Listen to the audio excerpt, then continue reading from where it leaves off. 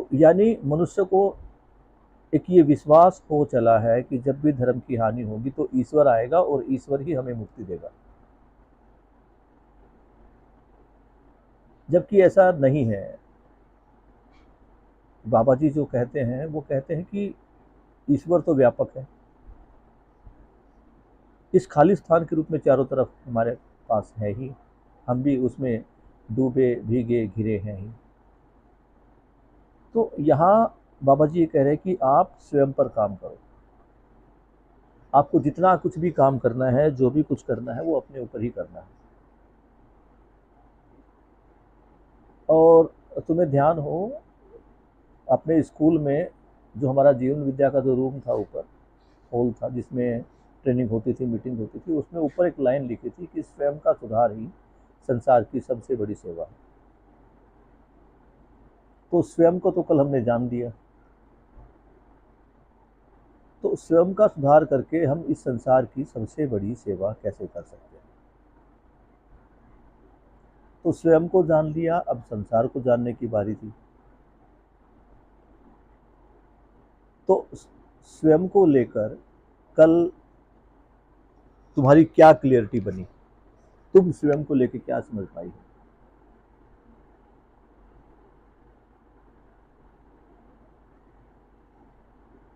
हम्म,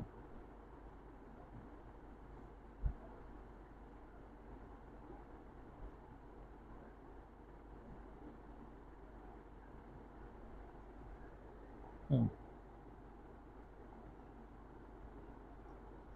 हम्म, हम्म,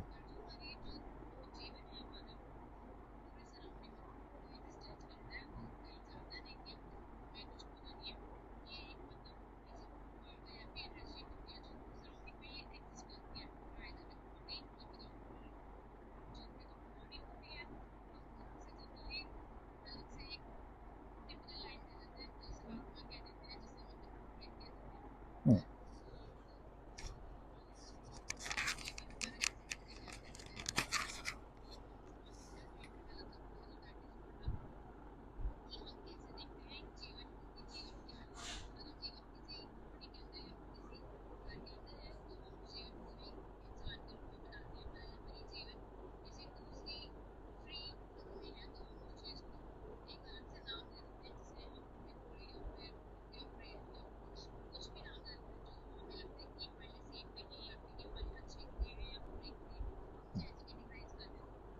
सही है। तो एक बात मैं आपसे पूछना चाहूँगा, आमतौर पर मोस्टली बच्चों से पूछता ही हूँ मैं कि वो व्यक्ति जो जिंदा रहते हुए सदा मेरे भले में रहा है, सदा मेरी सहायता के लिए खड़ा हुआ है, उसने मुझे कभी अकेला नहीं छोड़ा, वो हमेशा हमेशा से हर सुख दुख मेरे साथ रहा है। तो मरने के बाद जो उसका जीवन होगा, शरीर यात्रा खत्म होने के बाद उस व्यक्ति की जब शरीर यात्रा खत्म हो जाएगी, तो क्या वो मेरा बुरा कर सकता है?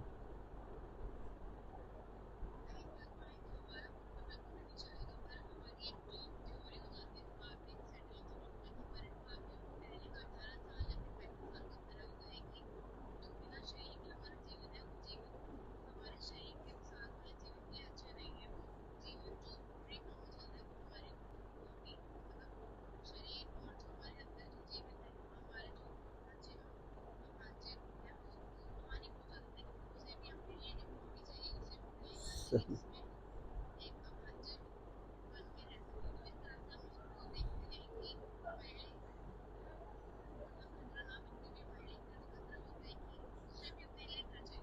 ठीक है, बहुत बढ़िया है।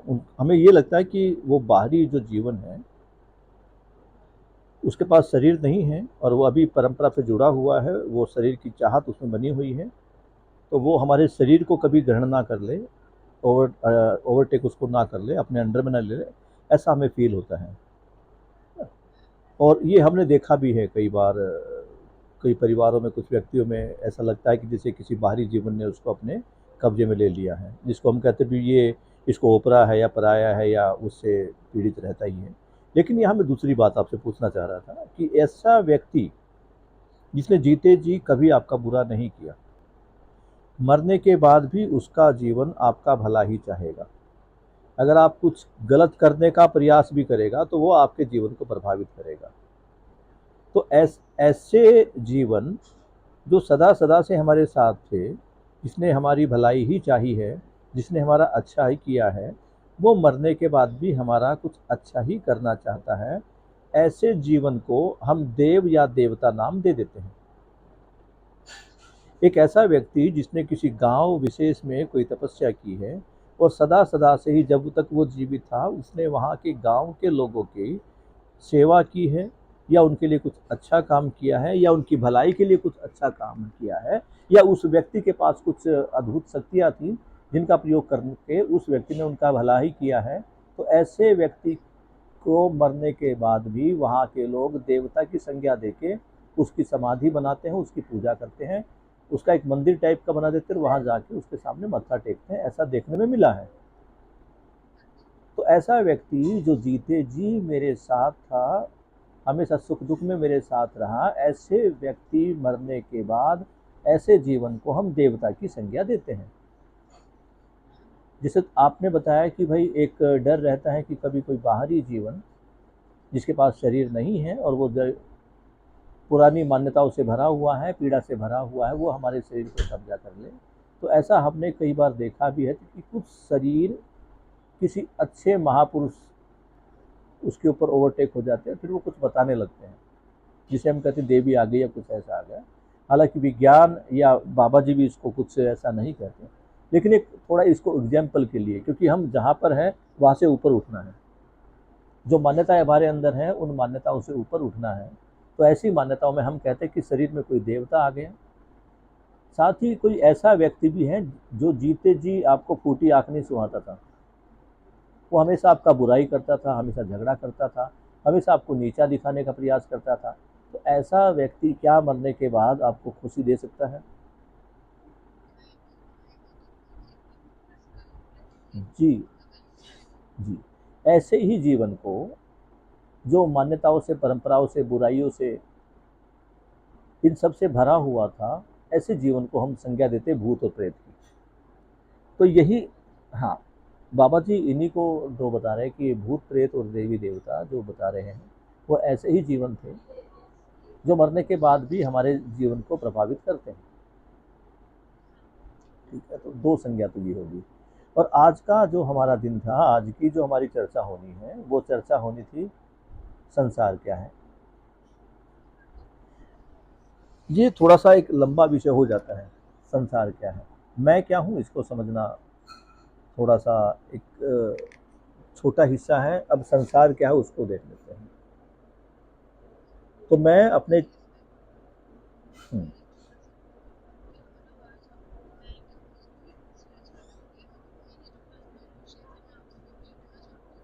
बिल्कुल। और ये पर्सनल क्वेश्चन हम बीच में भी शुरू कर सकते हैं, क्योंकि यहाँ एक चीज़ का देखना पड़ेगा बेटा, हम जो 4-5 लोग 6 बच्चे इसमें जुड़ते हैं, ये हम एक ही परिवार के हिस्से हैं, और वो परिवार है जीवन विद्या परिवार, है ना। अखंड समाज सार्वभौम व्यवस्था की बात करती है। जब हम पूरे समाज की बात करते हैं तो एक लिमिट को हमें तोड़ना पड़ेगा। जहाँ जहाँ हम लिमिट में रहेंगे, जहाँ जहाँ मैं और मेरा रहेगा, और वो एक सीमा में रहेगा, वहाँ वहाँ क्लेश रहेगा, वहाँ वहाँ पीड़ा रहेगी, और सुख समाधान वहाँ पे नहीं मिल सकता। तो हमें ये जो मैं और मेरा की बाउंडेशन है, इससे बाहर निकलना है। ठीक है, तो अब बेटा आप अपना क्वेश्चन पूछो, क्या क्वेश्चन है आपका?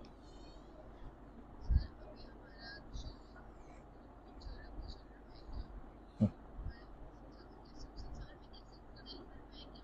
हम्म,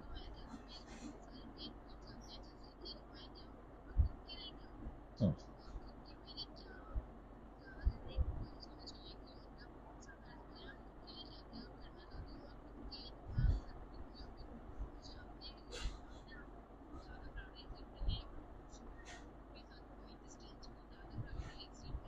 हम्म,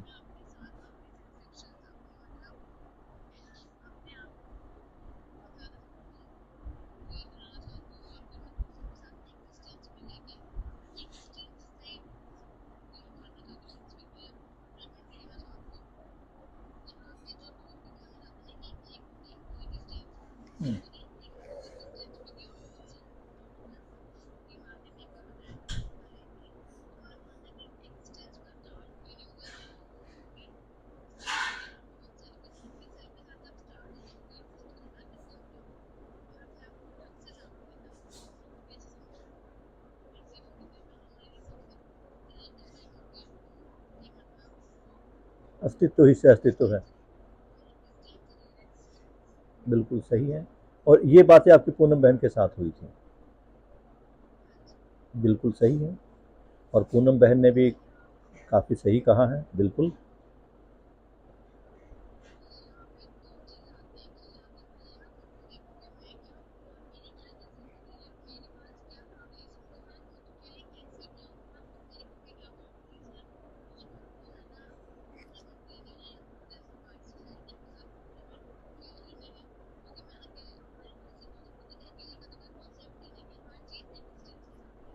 सही है।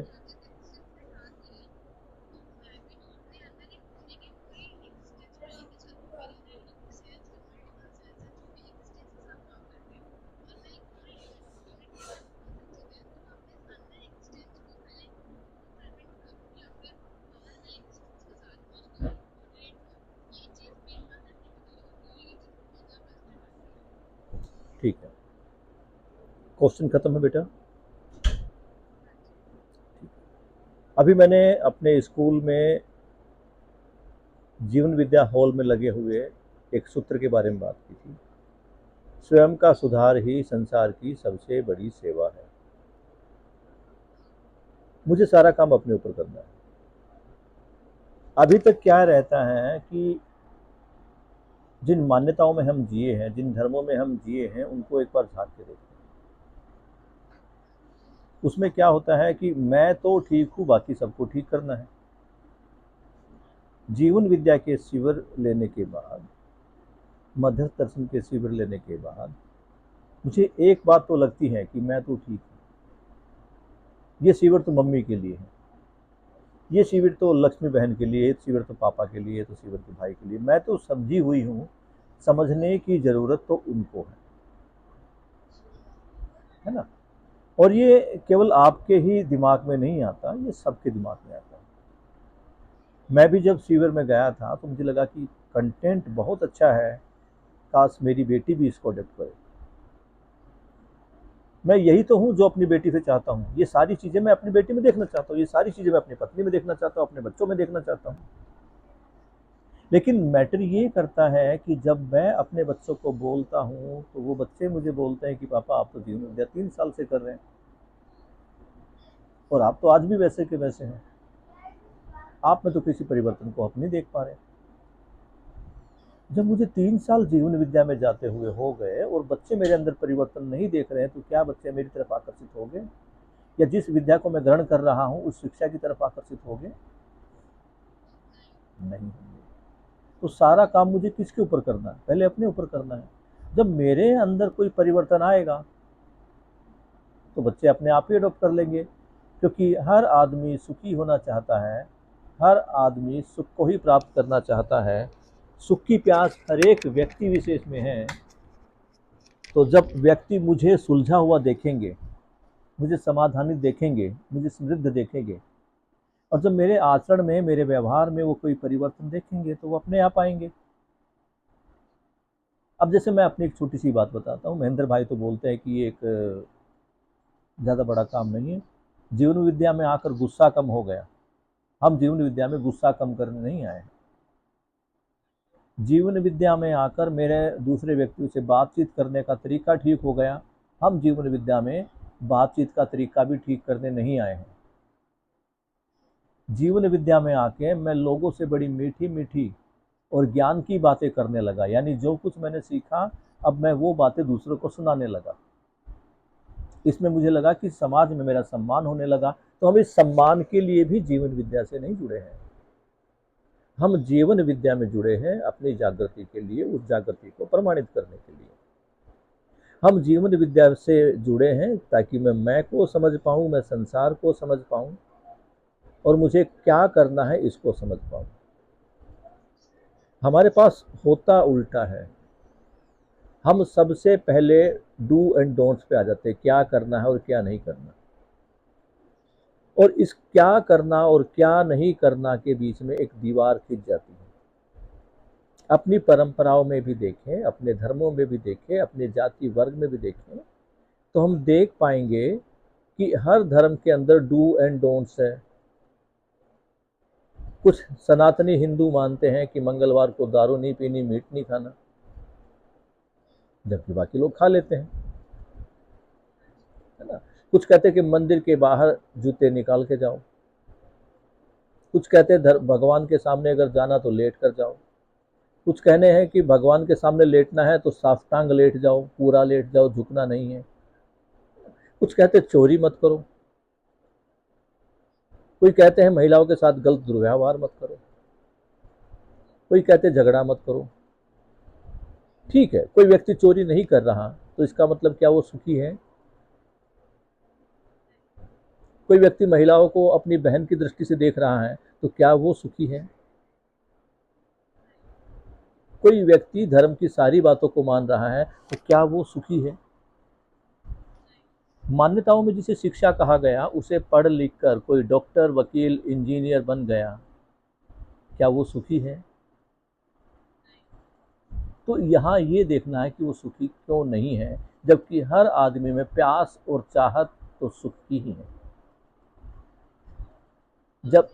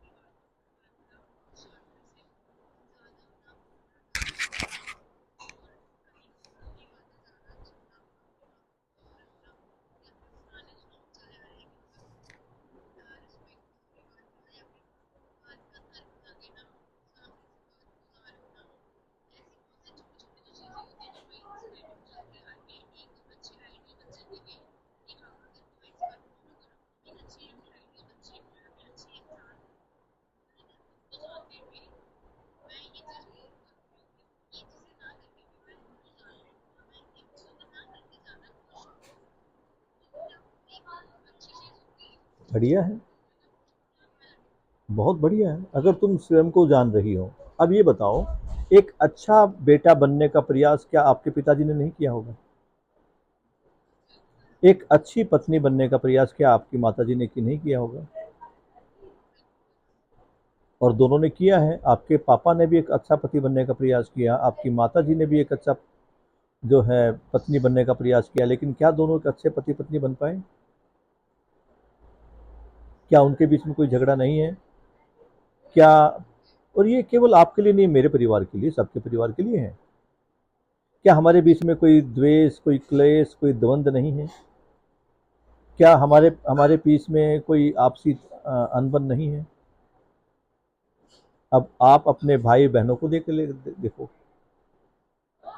क्या आप अपने भाइयों का बुरा चाहते हो? बहन का बुरा चाहते हो? क्या लक्ष्मी आपका बुरा चाह सकती है? लेकिन फिर भी क्या आप खुश हो आपस में? समझना पड़ेगा ना, यहाँ कमी क्या उसको देखना पड़ेगा। अब हमारे समाज में मान्यता ये बन चुकी है कि जिसके पास एक अच्छा लिविंग स्टैंडर्ड है, एक अच्छे ढंग के कपड़े पहनता है, एक अच्छा बिजनेस करता है, जिसके पास सुख सुविधा की सारी सामग्री, सामग्री मैंने बोला है जिसको हमने सुख सुविधा की सामग्री मान लिया है, हालांकि वो सामग्री सुख सुविधा की सामग्री नहीं है, वो पीड़ा की ही सामग्री है।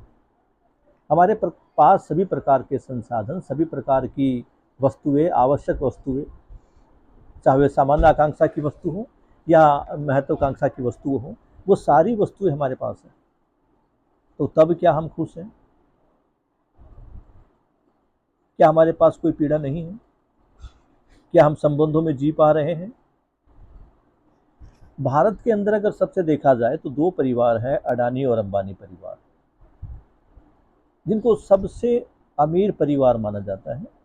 और अगर सुख सुविधाओं के साधनों की बात करेंगे तो भारत में इनके पास सबसे ज़्यादा संसाधन है, सुख सुविधा की सारी वस्तु इनके पास है। लेकिन क्या ये सुखी है? क्या ये तनाव से मुक्त है? क्या क्या इनके पति पति संबंध ठीक है? क्या इनके पिता पुत्री संबंध ठीक है?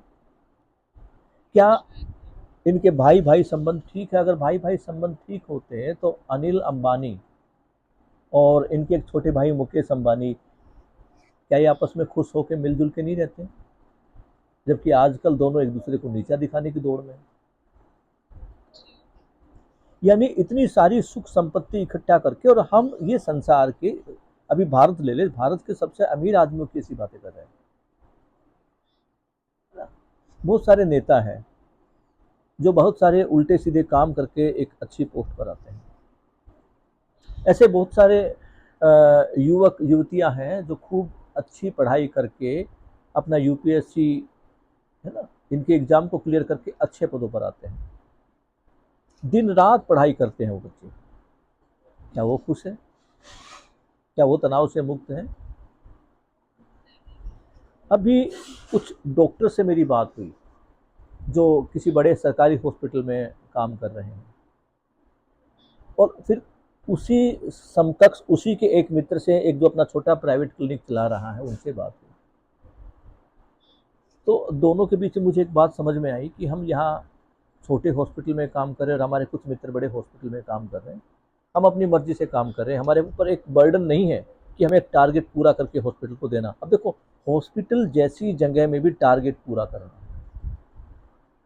और हॉस्पिटल जैसी जगह में टारगेट पूरा करने का मतलब क्या है कि आपको इतने पेशेंट का ऑपरेशन या इतने पेशेंट को इतने दिन तक एडमिट करना ही है। जो जितने ज़्यादा पेशेंट को हॉस्पिटल में एडमिट करेगा, उनकी सर्जरी करेगा, उनका ट्रीटमेंट करेगा, वो डॉक्टर उतना ही अच्छा है, उसको इतना पैसा मिल रहा है। तो क्या वो पैसा, मतलब जिस एक लिविंग स्टैंडर्ड पर आने के लिए, जिसके लिए उसने पढ़ाई की, पूरी उम्र डॉक्टर बना, क्या वो डॉक्टर बनने के बाद भी आज वो खुश है? आज उसके ऊपर फिर से एक प्रेशर है कि उसको अपना एक टास्क पूरा करना है। तो खुशी है कहाँ? तो अभी अभी तक दिमाग में खुशी कहाँ है?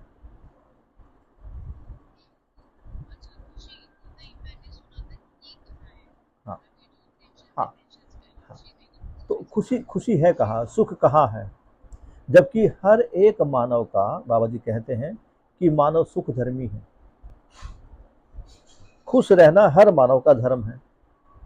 और अब तक खुशी मिली नहीं, तो कहीं ना कहीं कुछ ना कुछ तो गड़बड़ है। एक वो शेर भी है कि धूल चेहरे पे थी और मैं पूरी उम्र आईना साफ करता रहा। मतलब गड़बड़ कहीं और है, और उस गड़बड़ को ठीक करने का इलाज हम कहीं और ढूंढ रहे हैं, है ना। कभी हम अपनी शांति के लिए, अपने सुख के लिए मंदिरों में जाके घंटी बजा रहे हैं, और कई साल तक घंटी बजाने के बाद, ईश्वर की पूजा करने के बाद ये लगा कि यार हुआ तो कुछ भी नहीं। आज भी पति पत्नी के वही झगड़े हैं, आज भी माँ बाप के साथ वही टेंशन है, आज भी भाई बहनों में वही झगड़े हैं। तो क्या फायदा है ऐसी जिंदगी का? थोड़ी सी जिंदगी है, पता नहीं कब कब मानव शरीर मिलेगा, इसलिए खाओ पियो मौज करो। और वो फिर से सुख सुविधाओं में, यानी भौतिकता की तरफ आ जाता है। भौतिकता की तरफ आकर भी वो कुछ नशों में आ जाता है, कुछ नशे लेना शुरू कर देता है, या ओवर ईटिंग करता है ना, या ज़्यादा घूमता है, या कुछ भी करता है, वो अल्टीमेटली अपने शरीर को खराब कर लेता है। जब शरीर को खराब करता है, और डॉक्टर लास्ट टाइम में कहते थे जी अब आपके पास थोड़ा ही समय है, अब बस भगवान को याद करो, वो फिर से भगवान के पास पहुंच जाता है। अल्टीमेटली ना तो उसको भगवान के पास सुख मिला, ना ही उन सुविधाओं में, भौतिक वस्तुओं में सुख मिला। तो इसका मतलब तो ये है कि जाना कहीं और है और जा कहीं और रहे हैं। अभी मैं बार बार एग्जांपल देता हूँ, तुम अभी हैदरपुर में रह रही हो, है ना? हैदरपुर मैक्स हॉस्पिटल के सामने खड़े हो जाओ, यहाँ से दो रोड निकलते हैं, एक बाईपास की तरफ जाता है और एक जाता है शालीमार गांव की तरफ, है ना? मैक्स हॉस्पिटल की तरफ तुम चेहरा करके खड़ी होगी रोड के सामने, तो जो तुम्हारा राइट हैंड साइड है वो बाईपास की तरफ जाएगा, लेफ्ट हैंड साइड तुम्हारा जाएगा शालीमार विलेज की तरफ। अब तुम्हें शालीमार विलेज जाना है ना? और तुम राइट साइड की तरफ चल पड़ती हो, तो क्या कभी शालीमार बाग पहुंचोगी? और बाई चांस पहुंच भी गई तो बहुत लंबा समय लगेगा, पूरा घूम घाम के इधर से बाईपास जहांगीरपुरी आदर्श नगर से घूम के आना पड़ेगा। It will take a long time. हमारे हमारे साथ यही तो हो रहा है। हमें सुख की चाहत तो है, लेकिन किस रास्ते पर सुख मिलेगा उस रास्ते का पता नहीं है, इसलिए अपोजिट डायरेक्शन में जा रहे हैं। अगर मैं अपनी उम्र में आके देखूं तो मैंने भी तो भगवान से हमेशा सुख ही मांगा था, है ना? पढ़ लिख के रोजगार प्राप्त किया, पढ़ लिख के नौकरी प्राप्त करने का एक ही तरीका था, जैसे तुम जैसे बच्चों की बात होती है ना कि लिविंग स्टैंडर्ड सुधर जाएगा। हम 30 गज के मकान से पहले 60 गज के मकान में आए, 60 गज के मकान से 200 गज के मकान में आ गए, 250 गज के मकान में आ गए, लेकिन सुख मिला क्या?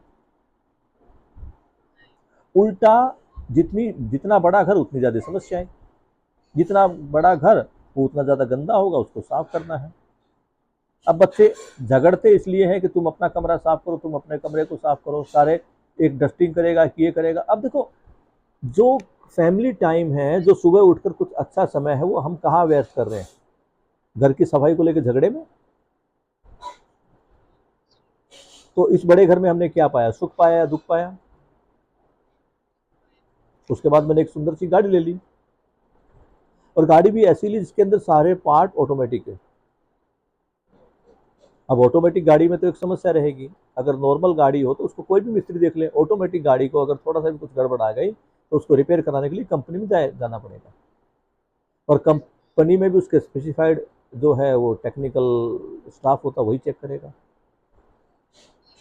तो ये गाड़ी भी लेके मैंने टेंशन ली या सुख लिया, है ना? उसके बाद मैं धरती को क्या दे रहा हूँ? पॉल्यूशन दे रहा हूँ। लेकिन मैं तुम्हें ये नहीं कह रहा कि तुम्हें बड़ा घर नहीं लेना, लो। मैं तुम्हें ये भी नहीं कह रहा कि तुम्हें गाड़ी नहीं लेनी लेनी है, लेकिन उस गाड़ी की जरूरत क्या है वो जरूर तो मैं समझ जाऊँ। घर की जरूरत क्या है, मेरी आवश्यकता के अनुसार घर कितना बड़ा होना चाहिए, घर में क्या सुविधा होना चाहिए, ये मैं डिसाइड कर पाऊँ।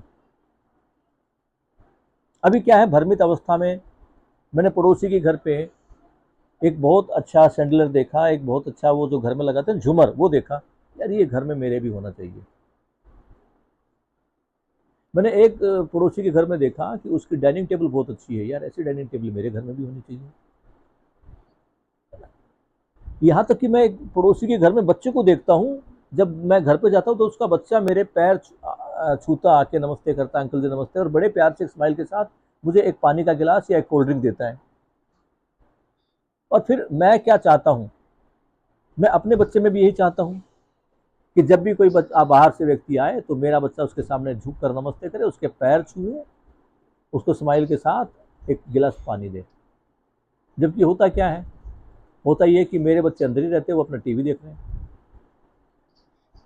यहाँ मैं अपने बच्चों की तुलना दूसरे के साथ कर रहा हूँ, मैं दूसरे के बच्चे को देख के अपने मन को पीड़ा दे रहा हूँ, साथ में अपने बच्चे को भी पीड़ा दे रहा हूँ। अगर फला फला बच्चे को देख, वो पढ़ाई में इतना इंटेलिजेंट है, उसके 80% आए हैं, फला फला बच्चे को देख, है ना, फला फला बच्चे को देख। तो इस सारी चीज़ों में, यानी जो चीज़ें दूसरों के घरों में हैं उनको मैं अपने घर में लाना चाहता हूँ, और अपने घर में लाने की चाहत में मैं